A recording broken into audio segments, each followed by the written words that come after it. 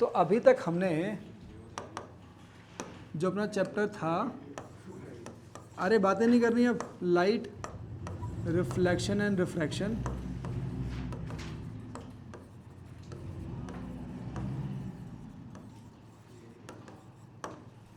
इस चैप्टर में अभी हमको नेक्स्ट क्या पढ़ना है, image formation, image formation through convex, sorry concave, convex वाला कल हो गया था ना पूरा, तो कॉनकेव लेंस, ठीक है, कल मैंने पूरा कॉन्वेक्स वाला करवा दिया है, ठीक है। सुनाओ, अच्छा आपको कल जब हम लोग इसको स्टार्ट कर रहे थे इमेज फॉर्मेशन वाले को, तब मैंने बताया था कि जो कॉन्वेक्स लेंस की इमेजेस होंगी वो किसके सिमिलर होंगी, कॉनकेव, कॉनकेव कॉन्वेक्स लेंस जो इमेजेस हैं वो कॉनकेव मिरर के साथ मैच करेंगी, और जो कॉनकेव लेंस की होंगी वो कॉन्वेक्स मिरर के साथ, ठीक है। किसके साथ, कॉन्वेक्स मिरर के साथ। इतना समझ में आ गया अभी तक? नाउ अब हम लोग आगे जरा स्टार्ट करते हैं इमेज फॉर्मेशंस को। आपको पता है कि इसमें सबसे इंपॉर्टेंट चीज़ ये है कि ऑब्जेक्ट की पोजीशन कहाँ पे है। तो कॉनकेव लेंस वाले केसेस में सिर्फ दो ही इमेज फॉर्मेशंस हैं आपके पास, दो ही केसेस हैं, ओनली टू केसेस,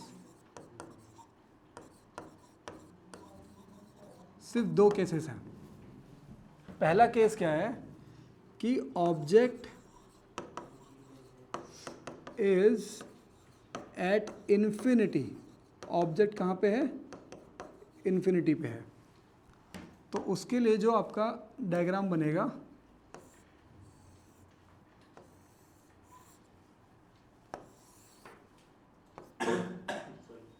स्वरित, यहाँ पे इसको क्या बोलते हैं, इसको स्वरित, इसको क्या बोलते हैं,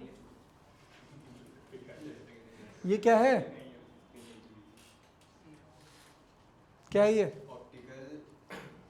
ऑप्टिकल सेंटर है। यहाँ पे F1, यहाँ पे twice of F1, F2, 2F2। भाई स्वरित आप ना थोड़ा ढंग से चीज़ों को याद करके रखो।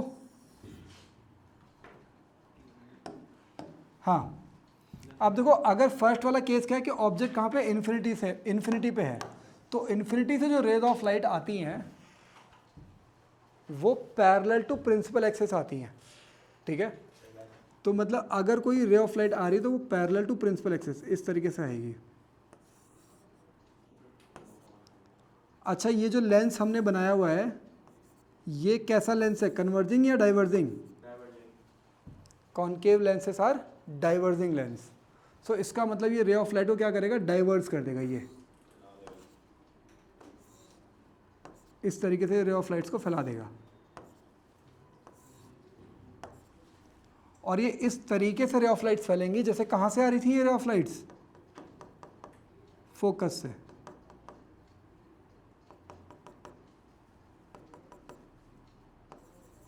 तो ये हो गया अपना फोकस, ठीक है। तो इमेज की फॉर्मेशन कहाँ पे हुई, इमेज की जो प्रॉपर्टीज़ हैं, दो दिखा दो उससे भी चल जाएगा। हाँ भाई आप बताओ इमेज की प्रॉपर्टीज़ क्या क्या है यहाँ पे। सर इमेज की प्रॉपर्टीज है यहाँ पे वर्चुअल, एक तो हो गया वर्चुअल, तो जब वर्चुअल होती है उसके साथ साथ कैसी होगी, वर्चुअल एंड इरेक्ट। अच्छा और स्मॉल इन साइज है, डॉट साइज होती है, तो हाईली डिमिनिश्ड बोल दो, हाईली डिमिनिश्ड बोल दो। और बताओ क्या बचा, पोजीशन कहाँ पे है, ठीक है, at focus, at focus before the lens. समझ में आ गया अभी तक, कोई डाउट तो नहीं यहाँ पे। नेक्स्ट कंडीशन कि अगर आपका जो ऑब्जेक्ट है, नेक्स्ट कंडीशन में ऑब्जेक्ट कहीं पे भी हो सकता है, इन्फिनिटी और ऑप्टिकल सेंटर के बीच में कहीं पे भी हो सकता है। तो सेकंड केस क्या है, object is between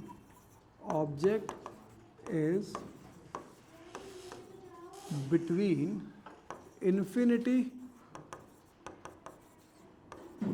and optical centre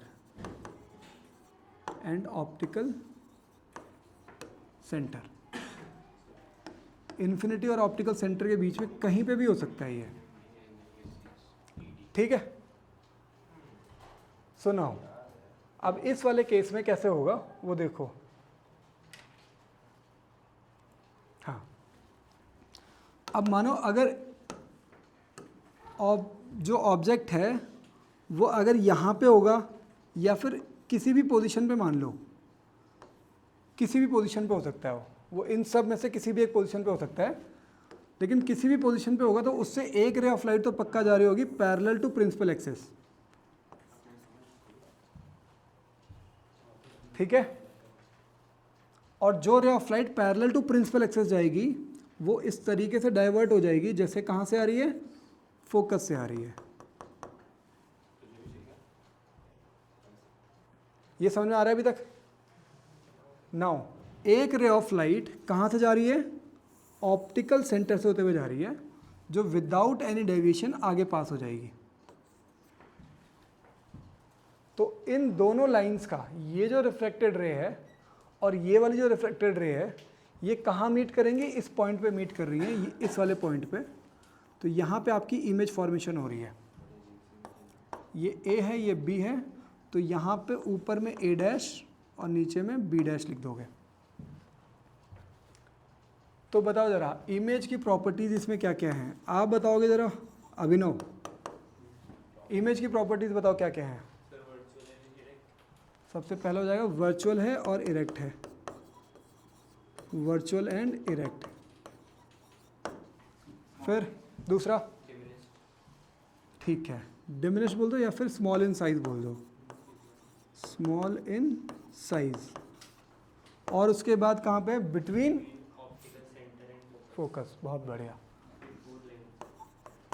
हाँ, between optical centre and focus before lens. तो ये ध्यान रखना है, ठीक है। अच्छा, अब ये कहीं पे भी होता, अगर ऑब्जेक्ट चाहे यहाँ पे है, अगर आप यहाँ पे भी रख लोगे, ठीक है, तभी भी क्या होगा, एक पैरेलल लाइन जा रही होगी और एक इधर से इधर जा रहा होगा, तभी भी यहाँ पे इंटरसेक्शन फोकस और ऑप्टिकल सेंटर के बीच में ही होगा। अगर आप यहाँ पे भी रखते हो तभी भी एक ray of light parallel to principal axis और इसी तरीके से डाइवर्ट होगी और दूसरी रे ऑफ लाइट ऑप्टिकल सेंटर से पास होगी। इसका मतलब फिर से इंटरसेक्शन फोकस और ऑप्टिकल सेंटर के बीच में होगा, ठीक है। तो इसका मतलब यहाँ पे सिर्फ दो ही केसेस बनेंगे। कौन कौन से? पहला केस ये है, ऑब्जेक्ट जब इन्फिनिटी पे होगा, और दूसरा जब ऑब्जेक्ट इन्फिनिटी और ऑप्टिकल सेंटर के बीच में होगा। अच्छा, दो केसेस हैं, यही सेम जो इमेज की प्रॉपर्टीज़ हैं, दो केसेस हो रहे थे किसमें, कॉन्वेक्स मिरर वाले केस में, वहाँ पे दो ही केसेस बन रहे थे और सेम ये प्रॉपर्टीज़ थी, ठीक है। तो इसलिए आप ध्यान रखोगे कि कॉनकेव लेंस में जो इमेज फॉर्मेशंस हैं वो कॉन्वेक्स मिरर से मैच करती हैं और जो कॉन्वेक्स लेंस की इमेजेस हैं वो कॉनकेव मिरर के साथ मैच करती हैं, ठीक है। अच्छा, नेक्स्ट टॉपिक जो आपका है वो है sign convention for spherical lenses. ये लिख लिया पूरा, आगे बढ़े ज़रा। Sign convention for spherical lenses, next topic ये है आपका।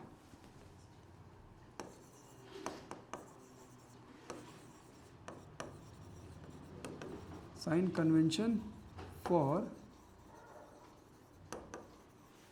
Spherical lens.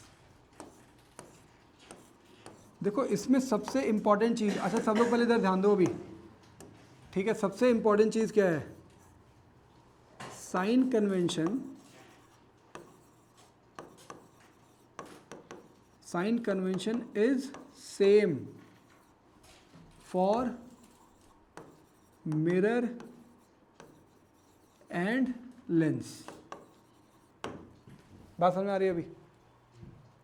अच्छा, तो मैंने पूरा डिटेल में जो साइन कन्वेंशन किस तरीके से होना चाहिए या फिर कैसे कैसे होता है वो मैंने मिरर के टाइम पे आपको बता दिया था, याद है? तो जो साइन कन्वेंशन वहाँ पे थे वही साइन कन्वेंशन यहाँ पे भी लगने हैं, लेकिन मैं फिर भी आपको एक थोड़ा सा रिवीजन करा दे रहा हूँ जो उसमें मोस्ट इंपॉर्टेंट चीज़ें थी और जो आपको पेपर के लिए ध्यान रखनी है। इस बॉक्स के अंदर आप मान लो कोई भी आपका ऑप्टिकल इंस्ट्रूमेंट है, इस बॉक्स के अंदर क्या है, कोई भी ऑप्टिकल इंस्ट्रूमेंट है, चाहे वो लेंस हो गया चाहे वो मिरर हो गया, ठीक है? ये आपकी प्रिंसिपल एक्सेस हो गई, ठीक है? और ये डायरेक्शन ऑफ इंसिडेंट रे है, ये है direction of incident ray, of incident ray. मतलब ऑब्जेक्ट हमेशा इसी तरफ है। ऑब्जेक्ट कहाँ पे रखा जा रहा है, ये ध्यान रखना है आपको कि object is always on left side में है ऑब्जेक्ट, तभी उससे जो रे ऑफ लाइट निकल रही है वो इस डायरेक्शन से इस डायरेक्शन में जा रही हैं, ठीक है? किसी बुक में अगर ये चेंज कर दिया जाए कि ऑब्जेक्ट को यहाँ पे रख दिया जाए तो साइन कन्वेंशन रिवर्स हो जाएंगे, ठीक है? आपकी बुक में सारे क्वेश्चंस के लिए ये चीज़ आप ध्यान रखोगे कि जो ऑब्जेक्ट है वो हमेशा कहाँ पे है, लेफ्ट साइड में है, ठीक है? तो हॉरिजेंटल डिस्टेंस जो आप किसी भी ऑप्टिकल इंस्ट्रूमेंट से, जैसे यहाँ पे भी लेंस की बात चल रही है, तो लेंस से के सेंटर से टुवर्ड्स लेफ्ट अगर आप कोई मेजरमेंट करोगे तो वो नेगेटिव आएगा। कैसा आ जाएगा, नेगेटिव। और लेंस से टुवर्ड्स राइट अगर आप कोई मेजरमेंट करोगे तो वो पॉजिटिव आ जाएगा। अच्छा, तो ये जो लाइंस मैंने बना रखे हैं अभी, ये वाले एरो और ये वाला एरो, ये हॉरिजेंटल लाइंस हैं, तो इसका मतलब ये जिन मेजरमेंट्स की बात कर रहे हैं हम लोग वो हॉरिजेंटल मेजरमेंट्स हैं। और आपको पता है हॉरिजेंटल मेजरमेंट कौन कौन से होते हैं, ऑब्जेक्ट डिस्टेंस, ऑब्जेक्ट डिस्टेंस। आप बताओ जरा, ऑब्जेक्ट डिस्टेंस को किससे शो करते हैं, यू से शो करते हैं, बहुत बढ़िया। हाँ भाई रुद्रांश, इमेज डिस्टेंस को किससे शो करेंगे, वी से, वी। और स्वरित, एफ से किसको शो करते हैं,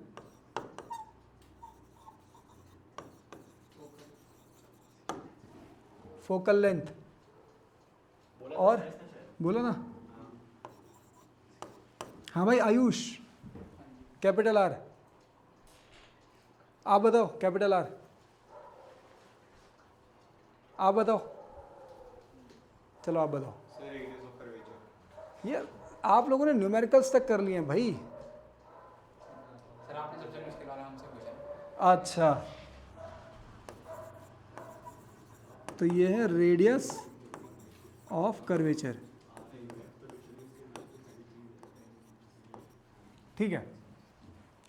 तो ये 4 डिस्टेंसेस हैं जो कि आपकी हॉरिजेंटल मेजरमेंट्स में आती हैं, और जिसमें आपको पता है कि ऑब्जेक्ट डिस्टेंस जो है, ऑब्जेक्ट डिस्टेंस ये हमेशा ऑलवेज क्या होती है, ये ऑलवेज नेगेटिव।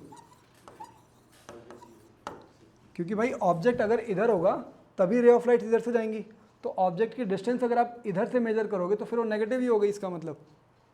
तो ऑब्जेक्ट डिस्टेंस चाहे कहीं पे भी ऑब्जेक्ट, चाहे इधर हो चाहे इधर हो, ठीक है? आपकी बुक में हर एक केस में इधर है, पेपर में भी सारे केसेस में ऑब्जेक्ट इधर ही रहेगा, ठीक है?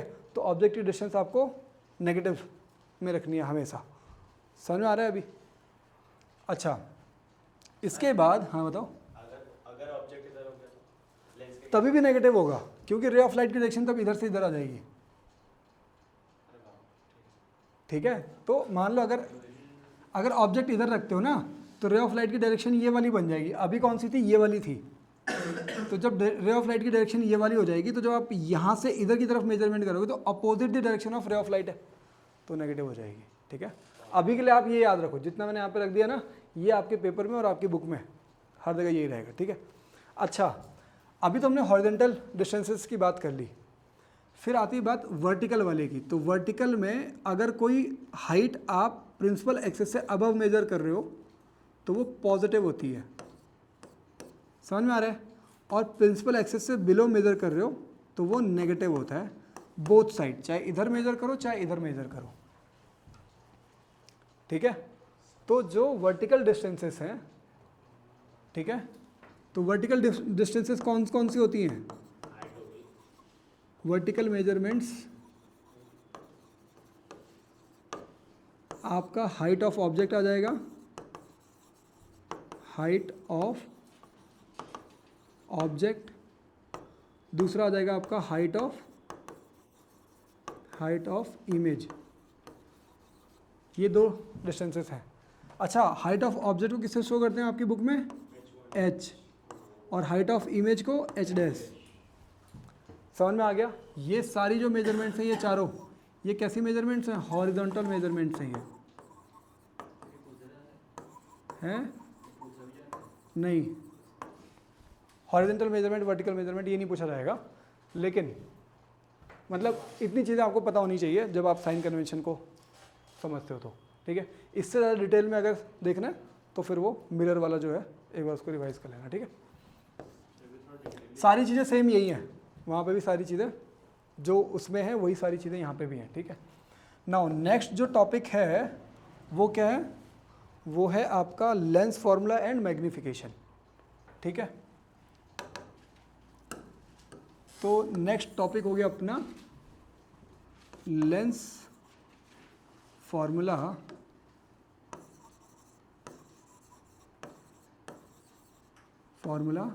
And magnification. किसके लिए? For lenses, for Lenz.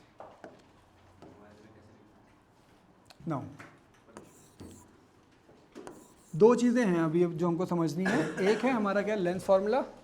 अच्छा, तो लेंस फार्मूला से पहले आप लोगों को मैंने मिरर फार्मूला इस तरीके से बताया था, 1/v plus 1/u is equal to 1/f, ऐसा करके बताया था मैंने, याद है? अभी आपको जो लेंस फार्मूला याद रखना है ना, उसमें सिर्फ और सिर्फ ये वाला साइन चेंज हो जाएगा और 1/v minus 1/u is equal to 1/f। ये आपका क्या है? ये है आपका लेंस फार्मूला। समझ में आ रहा है अभी? ठीक है, इसीलिए मैंने इस फॉर्मूले को इस तरीके से लिखवाया था ताकि आपको बस ये ध्यान रखना पड़े कि प्लस की जगह माइनस होना है बस, ठीक है। और ये किसका था? ये था मिरर फार्मूला। स्फेरिकल मिरर के लिए ये वाला फार्मूला यूज़ होता है, ठीक है। ध्यान रहेगा अभी? ठीक है। अच्छा, इधर ध्यान दो सुरित, ये फार्मूला याद रहेगा? 1/v minus 1/u is equal to 1/f। अच्छा, v क्या है आप बताओगे? सुरित आप बताओगे v क्या है?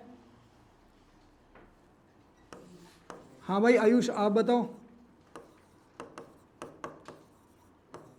आप बताओ v क्या है? अब तो बता सकते हो, इमेज डिस्टेंस है, सामने तो लिख दिया मैंने। मुझे वेलोसिटी क्यों याद आई बता नहीं। अच्छा ठीक है, वो आजकल कोई दूसरा चैप्टर पढ़ रहे होगे शायद आप ना। यू क्या होता है इसमें? वेरी गुड, बहुत बढ़िया, ऑब्जेक्ट डिस्टेंस। हाँ भाई सृष्टि, एफ क्या होता है फोकल लेंथ, और आर क्या होता है? बहुत बढ़िया, वेरी गुड। आर क्या होता है भाई आप बताओ? Radius of curvature. याद रखना है ऐसे ही, ठीक है? ठीक है, तो लेंस फॉर्मूला ध्यान रहेगा अभी, ठीक है। अच्छा इसके बाद, अच्छा लेंस फॉर्मूला अगर ध्यान रहेगा तो उससे ये भी ध्यान रखो, twice of f is equals to r. ये क्या है? रिलेशनशिप बिटवीन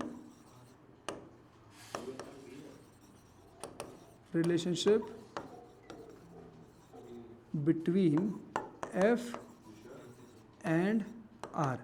इसको भी ध्यान रखो, ठीक है। कभी कभी क्या होता है कि उन्होंने रेडियस ऑफ कर्वेचर दे रखा होगा तो वहाँ से आपको फोकल लेंथ फाइंड करके फिर यहाँ पुट करना होगा, ठीक है। नाउ दूसरी चीज़ है मैग्निफिकेशन। सिद्धार्थ, मैग्निफिकेशन को रिप्रेजेंट किससे करते हैं? स्मॉल एम से रिप्रेजेंट करते हैं। आप बताओ मैग्निफिकेशन का फॉर्मूला क्या होता है? माइनस में v/u। आप बताओ मैग्नीफिकेशन का formula sir minus v upon u. एक और फॉर्मूला भी होता है एच डैश अपॉन एच, बहुत बढ़िया, एच डैश अपॉन एच क्या होता है ये, हाइट ऑफ इमेज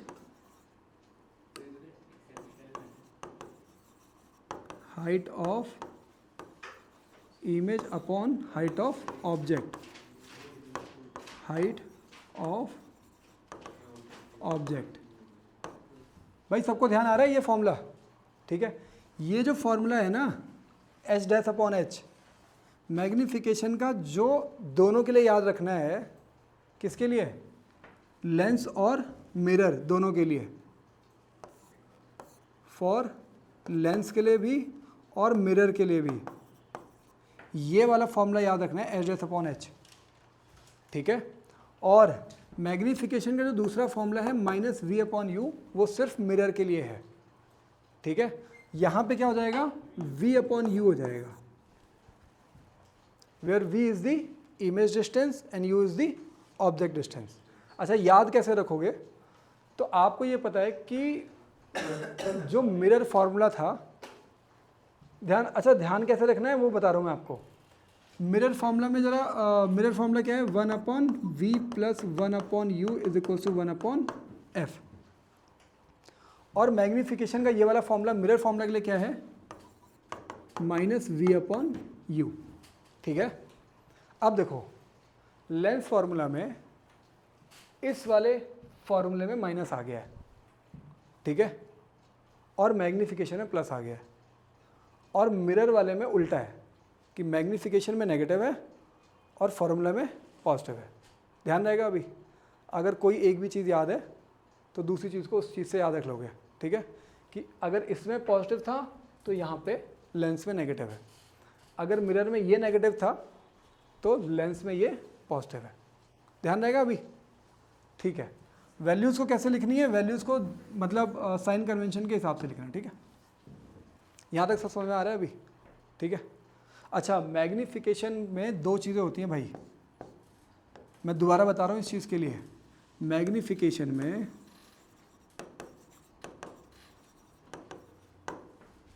जो हुआ m, इसमें दो चीज़ें होती हैं, एक तो यहाँ पे होगा साइन और दूसरा होगा न्यूमेरिक वैल्यू। बात समझ में आ रही है अभी। जैसे एग्जाम्पल के लिए मान लो -2, तो साइन क्या है, नेगेटिव है, न्यूमेरिक वैल्यू क्या है, 2 है। समझ में आ रहा है। तो मैग्नीफिकेशन में दोनों चीज़ें काउंट करती हैं। मैग्नीफिकेशन में ये पहली चीज़ क्या है, साइन है, ये कहाँ, यहाँ पे क्या लिखोगे, साइन, या फिर पॉजिटिव या फिर नेगेटिव। तो साइन अगर नेगेटिव होगा, हाँ भाई रुद्रांश, अगर साइन नेगेटिव हुआ तो उसका मतलब क्या हुआ, मैग्नीफिकेशन का साइन नेगेटिव है, तो मतलब real and inverted image, real and inverted image. तो ये नेचर के लिए काम करता है। जब आपसे क्वेश्चन में पूछा जाएगा ना कि नेचर ऑफ द इमेज क्या है, तो उसके लिए आप मैग्नीफिकेशन से फाइंड करोगे, ठीक है। और अगर साइन अगर पॉजिटिव आ जाए, अगर साइन पॉजिटिव आ जाएगा, हाँ भाई सिद्धार्थ,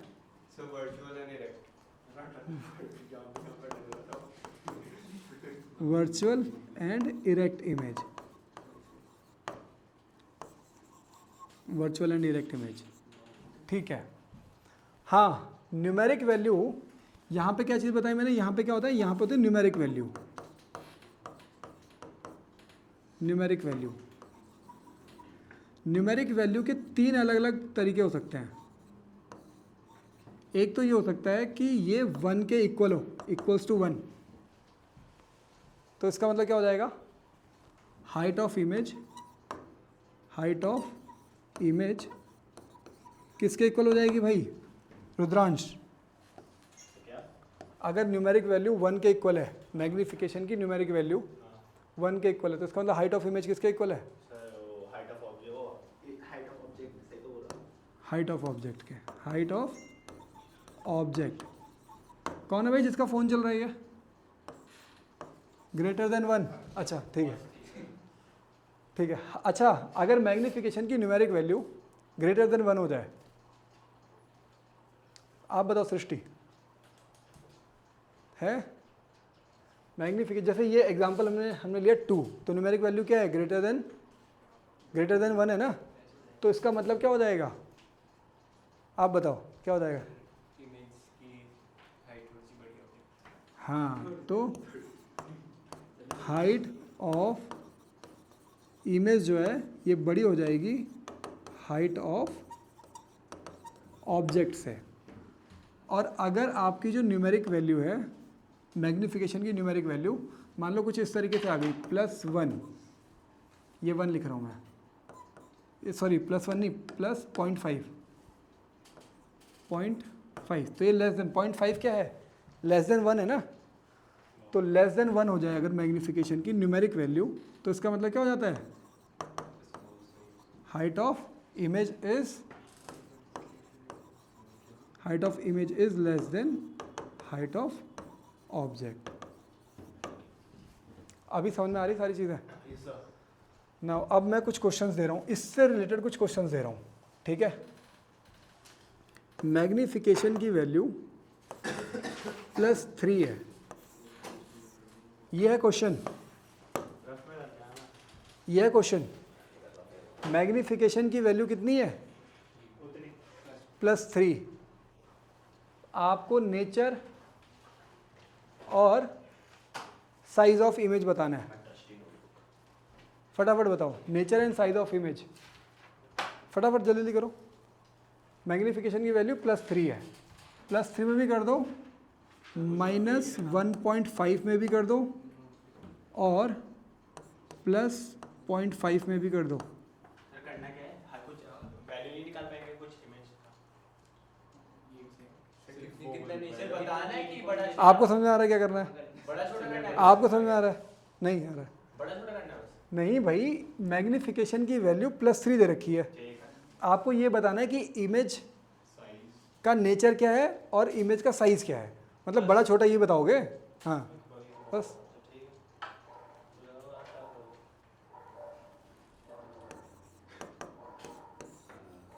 हाँ, और किसी को अगर कोई डाउट हो तो बताओ, किस किस, सबको समझ में आ रहा है क्या करना है, सृष्टि आपको समझ में आ रहा है क्या करना है इसमें, आपको, अनुष्का आपको समझ में आ रहा है। अरे भाई, ये जो मैग्नीफिकेशन की वैल्यूज़ हैं, ये मैंने बताया, मैग्नीफिकेशन की जब भी आप वैल्यू लिखते हो तो उसके अंदर दोनों चीज़ें काउंट किया जाता है कि उसका साइन क्या है, इसमें साइन क्या है, इसमें साइन क्या है, इसमें साइन क्या है। तो अगर साइन नेगेटिव होता है तो उसका मतलब ये है, अगर साइन पॉजिटिव होता है तो उसका मतलब ये है। अभी समझ में आया इतना। अब उसके बाद होती है उसकी न्यूमेरिक वैल्यू। इसमें न्यूमेरिक वैल्यू क्या है, इसमें इसमें तो अगर न्यूमेरिक वैल्यू 1 के इक्वल है तब ये केस बनता है, अगर न्यूमेरिक वैल्यू 0.51 से बड़ा है तब ये होता है, अगर न्यूमेरिक वैल्यू 1 से छोटा है तब ये होता है। इतना ही तो लिखना है बस, हो गया, डन, बहुत बढ़िया, वेरी गुड। इसके बाद हम लोग एक क्वेश्चन भी करेंगे, लेकिन लास्ट एक टॉपिक है अपना छोटा सा, उसको भी पहले फिनिश कर देते हैं। सर फिर ये चैप्टर खत्म हो जाएगा। हाँ, फिर ये चैप्टर, अब ये इस चैप्टर का आ गया अपना लास्ट टॉपिक। क्या है last topic, power of lens, power of lens. तो पावर ऑफ लेंस का मतलब ये हुआ, जैसे आप में से अगर किसी को अगर स्पेक्स लगे हुए हैं, ठीक है, नहीं आप में से अगर किसी को लगे होंगे तो आप लोगों को उसका वो पता होना चाहिए क्या कि उसमें पावर कितनी है। जैसे कहीं कहीं पे पावर, जब लेट्स सपोज आपने कोई चश्मे पहने हुए और उसके पावर है 0.5, ठीक है, या किसी किसी की बहुत ज़्यादा भी होती है 0.25, किसी की नेगेटिव किसी में पॉजिटिव दोनों होती है, ठीक है। सर -1.5 आईसाइट खराब होती है बहुत, -1.5 खराब तो है, लेकिन अब बहुत है, सही है वो तो, खैर तो मेरी है। -1.5 ये कितना है? नहीं तो -1 सब कुछ सही क्लियर दिख रहा है, सर फिलहाल फिलहाल सब कुछ सही दिख रहा है, तो फिर -1.5 कैसे होगा। पढ़ने का था। नहीं वो कुछ और बताया होगा, 6/9 है, तो 6/9 अभी तो फन पॉइंट है। अरे नहीं वो चीज़ अलग होगी, ठीक है, मैं पावर ऑफ लेंस की बात कर रहा हूँ, मतलब जो चश्मे लगते हैं ना जैसे ये हैं, तो इसकी पावर क्या है, ये जो लेंस है ना इसका मतलब ये जो इसके ग्लासेस हैं, अब इसकी जो पावर है ना वो क्या है, ठीक है, जैसे 0.5 अगर है प्लस 0.5, हाँ, तो मतलब अब जैसे पावर ऑफ लेंस जो है वो कभी जैसे 0.5 हो गई या फिर -0.5 हो गई, ठीक है, तो इसका मीनिंग समझना है हमको, ठीक है। तो देखो पावर ऑफ लेंस मेजर किस में होता है, डायप्टर में, ठीक है, लेकिन आपको इसका फॉर्मूला ध्यान रखना है। फॉर्मूला क्या है, पावर को हम लोग power of lens, power of lens, इसका फॉर्मूला होगा 1/फोकल लेंथ, 1/फोकल लेंथ,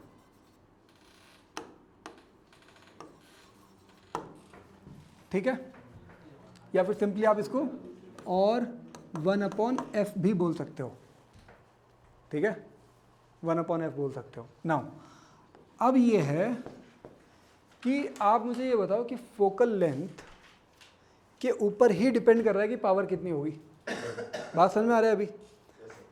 अगर फोकल लेंथ दो हो सकती हैं, एक तो हो सकता है फोकल लेंथ पॉजिटिव हो, ठीक है, कौन से केस में पॉजिटिव होती है फोकल लेंथ, देखो अगर ये आपका कॉन्वेक्स लेंस है तो जब रे ऑफ लाइट आएगी इस तरीके से तो कौन सा फोकस यूज़ होगा, इधर वाला फोकस यूज़ होगा। अब आप मुझे बताओ फोकल लेंथ ऑप्टिकल सेंटर से राइट साइड में है तो इसका मतलब वो क्या हो जाएगी, पॉजिटिव हो जाएगी, समझ में आ गया अभी। तो फोकल लेंथ अगर पॉजिटिव है तो ये लेंस कौन सा होगा, उसमें कॉन्वेक्स लेंस होगा, क्या होगा, कॉन्वेक्स लेंस होगा, ये समझ में आ रहा है अभी। और अगर फोकल लेंथ अगर नेगेटिव हो जाए, फोकल लेंथ अगर क्या हो जाए, नेगेटिव, तो नेगेटिव किस में होती है, देखो आपको कॉनकेव मिरर इस तरीके से होता है और ये प्रिंसिपल एक्सिस है, ये ray of light parallel to principal axis गई और इस तरीके से ये रिफ्रैक्ट हो गई और ये कहाँ से आ रही थी, फोकस से आ रही थी।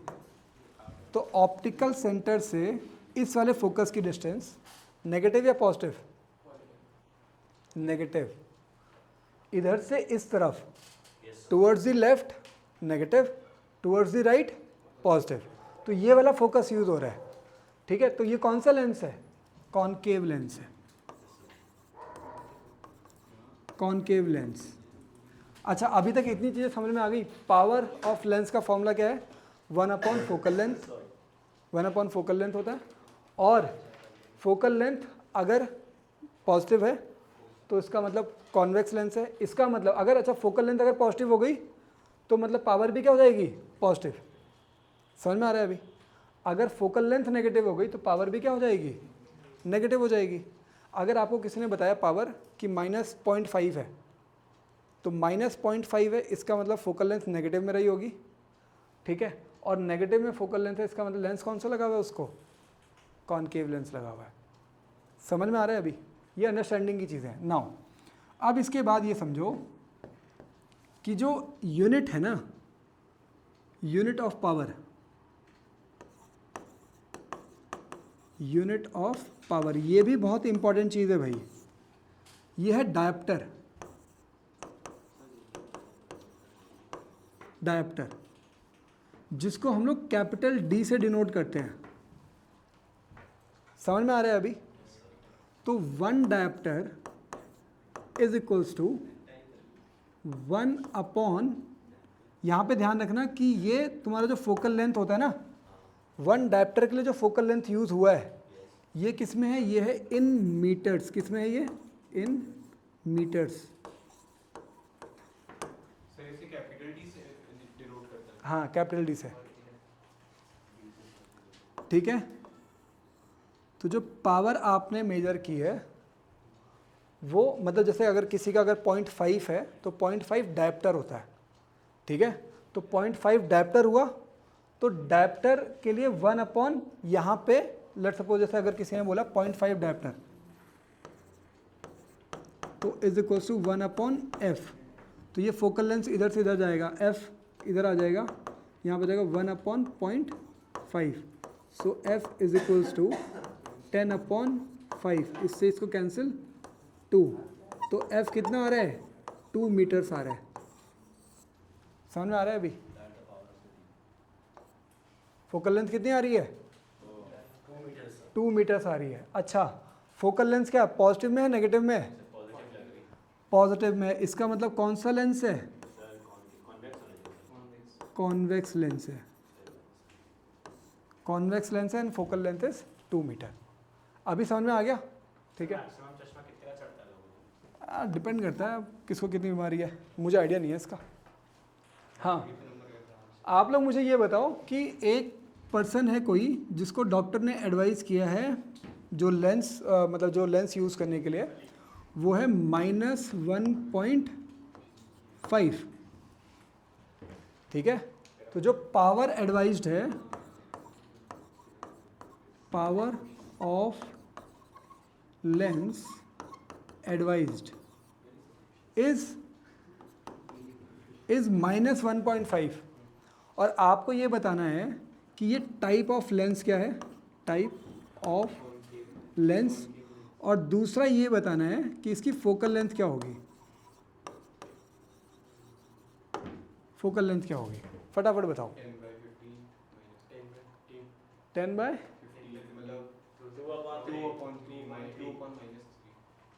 2/-3, ठीक है। तो अपना पावर का फॉर्मूला 1/f, और ये हो गया। अच्छा ये डायप्टर भी लिख लें, ठीक है। तो -1.5 is equals to 1/f, f इधर आ जाएगा, तो focal length is equals to 1/1.5, तो 10/15 माइनस में तो 2/3, इसका मतलब -0.67 मीटर्स अप्रॉक्सीमेटली। ये है आपका क्या, फोकल लेंथ। अच्छा फोकल लेंथ अगर नेगेटिव में है तो इसका मतलब टाइप ऑफ लेंस क्या है, कॉनकेव, ठीक है। तो टाइप ऑफ लेंस आ गया आपका कॉनकेव, ठीक है। अच्छा एक और क्वेश्चन जरा करके दिखा दो मुझे इसी से रिलेटेड। हाँ ये सब कॉपी में लिखना है भाई, ठीक है। हाँ भेजूंगा अभी मैं। और नेक्स्ट क्वेश्चन ये लिखो कि power of focal length of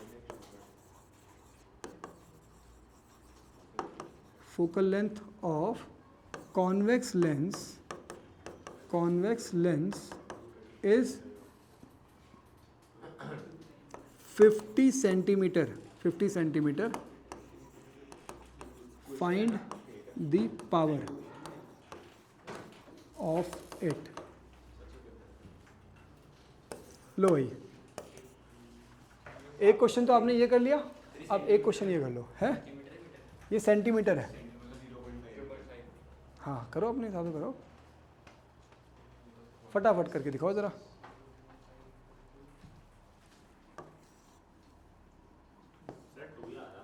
है 2 आ रहा है, +2 आ रहा है, कॉन्वेक्स लेंस है, ठीक है ठीक है। तो यहाँ पे हो गया आपका power is equals to 1/, focal length, so power equals to कितना है 50 सेंटीमीटर है ना, तो 50 centimetre in terms of metre कितना हो जाएगा 0.5 आ जाएगा। तो यहाँ पे आपने 0.5 लिख दिया इन मीटर्स, तो पावर इज इक्वल्स टू 10/5, तो power is equals to 2 dioptre. अभी समझ में आ रहा है पूरा, है किसी को कोई डाउट तो नहीं इसमें? ठीक है, फिर पावर वाला एक क्वेश्चन भी आपने कर लिया है। अब जरा हम लोग एक न्यूमेरिकल करते हैं, हम लोग इसका सॉल्यूशन स्टार्ट करते हैं। और इसमें आप लोगों को एक चीज़ और मुझे बतानी जो आप लोगों ने अपने नोट्स में डाल देना उसे, ठीक है। A concave lens has a focal length of 15 centimetre. At what distance should the object from lens be placed so that it forms an image at 10 centimeter from the lens. Also find the magnification produced by the lens. तो सबसे पहली चीज़ क्या है कि हमको concave lens दे रखा है, ठीक है। तो हमने यहाँ पे कॉनकेव लेंस लिख लिया। दूसरी चीज़ है द फोकल लेंथ, तो फोकल लेंथ जिसको हम लोग एफ से डिनोट करते हैं, तो वो है आपका 15 सेंटीमीटर। हाँ भाई, कॉनकेव लेंस की फोकल लेंथ नेगेटिव या पॉजिटिव? नेगेटिव। नेगेटिव होती है, क्योंकि आपको पता है ये है आपका कॉनकेव लेंस, ये प्रिंसिपल एक्सिस, और ये वाला फोकस यूज़ होता है। तो रे ऑफ लाइट यहाँ से इधर जा रही है तो ऐसे करके रिफ्रैक्ट होती है ये। तो ऑप्टिकल सेंटर से लेफ्ट साइड में अगर आप मेजरमेंट करोगे तो वो नेगेटिव रहेगा, तो ये -15 हो जाएगा। आयुष समझ में आ रहा है ये चीज़? अभी अनुष्का आपको भी समझ में आ रहा है ये? आपको भी? ठीक है भाई, आगे बढ़ते जरा। तो पहला काम हो गया। अच्छा, बातें नहीं करनी अभी। At what distance should the object from the lens be placed so that it forms an image at a distance of 10 centimetre from the lens. ठीक है, तो आपको इमेज डिस्टेंस भी दे रखी है। इमेज डिस्टेंस कितनी है? अच्छा, इमेज डिस्टेंस को हम लोग किससे? v से रिप्रेजेंट करते हैं, और वो है 10 सेंटीमीटर। आप मुझे ये बताओ कि कॉनकेव लेंस में सारी images before the lens he form होती है ना? इन्फिनिटी वाले केस में फोकस से फॉर्म होती, और बाकी सारे केस में वो ऑप्टिकल सेंटर और फोकस के बीच में फॉर्म होती है। इसका मतलब क्या हुआ कि यहाँ पे अगर कोई ऑब्जेक्ट है तो मतलब इमेज फॉर्म हो रही है, तो इमेज डिस्टेंस क्या होगी? नेगेटिव में होगी, क्योंकि वो लेफ्ट साइड में है ना। समझ आ रहा है अभी? तो ये भी नेगेटिव हो गया। और आपसे क्या पूछा हुआ है? ऑब्जेक्ट डिस्टेंस आपसे पूछा हुआ है। ऑब्जेक्ट डिस्टेंस u की वैल्यू आपसे पूछी हुई है। सो लेंस फॉर्मूला क्या है? Lens formula 1/v minus 1/u is equal to 1/f। ठीक है, सो 1/v, v की वैल्यू -10 माइनस 1/u, u की वैल्यू नहीं दे रखी हमको, और f की वैल्यू है -15। ठीक है, अब हम लोग इस पूरे को यहाँ से यहाँ पे शिफ्ट कर देंगे। सो -1/u इज इक्वल्स टू -1/15, और ये माइनस है इधर जाकर के प्लस हो जाएगा, तो यहाँ पे +1/10। ठीक है, तो -1/u इज इक्वल्स टू, यहाँ पे जब आप सॉल्व करोगे तो एलसीएम कितना आ जाएगा? 15 और 10 का 30 हो जाएगा। तो यहाँ पे -2 और यहाँ पे +3। ये समझ में आ रहा है अभी तक? आपको ये समझ में आ रहा है? ये एलसीएम लोगे ना 15 और 10 का 30 हो जाएगा, तो यहाँ से 2 से मल्टीप्लाई और यहाँ पे 3 से। तो ultimately 1/u is equals to +1/30 आ रहा है, 1/30। सो u की वैल्यू, क्योंकि ये माइनस का साइन इधर से इधर चला जाएगा और रेसिप्रोकल कर दोगे तो ये -30 आ जाएगा। अच्छा, सारी डिस्टेंसेस सेंटीमीटर्स में है ना? ठीक है, तो आप यहाँ पे क्या लिख दोगे? Therefore object is placed at 30 centimetres. क्या? Therefore object must be placed at 30 centimetre in front of lens. In front of lens. पहली चीज़ तो ये समझ में आ गई। दूसरा आपसे पूछा हुआ है मैग्निफिकेशन। तो मैग्निफिकेशन का फॉर्मूला v/u। सो मैग्निफिकेशन v की वैल्यू कितनी है? -10। सो यहाँ पे आ गया -10/u की वैल्यू -30। माइनस से माइनस कैंसिल, 0 से 0 कैंसिल, m की वैल्यू 1/3। सॉल्व करोगे तो मैग्निफिकेशन इज 0.33। तो ये पॉजिटिव में है नेगेटिव में है? पॉजिटिव में। और अगर ये पॉजिटिव में है तो क्या हो जाएगा? ये कैसा इमेज है? अरे वर्चुअल इमेज है, वर्चुअल एंड इरेक्ट। तो पहली चीज़ क्या हो जाएगी? Virtual and erect. Virtual and erect. अच्छा, दूसरी चीज़ 0.33 1 से छोटा है या बड़ा है? 1 से छोटा है। इसका मतलब क्या हो जाएगा? हाइट ऑफ इमेज जो है ये छोटी हो जाएगी किससे? हाइट ऑफ ऑब्जेक्ट से। ये पूरी स्टेटमेंट्स आनी चाहिए भाई, ठीक है। तो बता रहे थे। हाँ, आप लोगों सबने स्टेटमेंट्स लिखी हुई है पूरी है, आंसर लिखा हुआ है। दिखाओ नहीं लिखे हमने। तो और क्या मतलब एग्जाम में लिख देंगे, एग्जाम आप टेस्ट दोगे तब लिख देंगे। ये इसके बाद ये स्टेटमेंट होनी चाहिए, इसके बाद ये स्टेटमेंट होनी चाहिए। समझ में आ रहा है अभी अभिनव? स्टेटमेंट से मार्क्स मिलते हैं। हाँ ये कर रहा है ना सब ठीक है। ठीक है। अच्छा, आपको भी समझ में आ गया सृष्टि और अनुष्का? ये पूरा समझ में आ गया? आपको समझ में आ गया पूरा? आपको समझ में आ गया पूरा सरित? चलो ठीक है फिर, तो आज की क्लास हम लोग यहीं तक रखते हैं, ठीक है। ये चैप्टर पूरा ख़त्म हो गया है।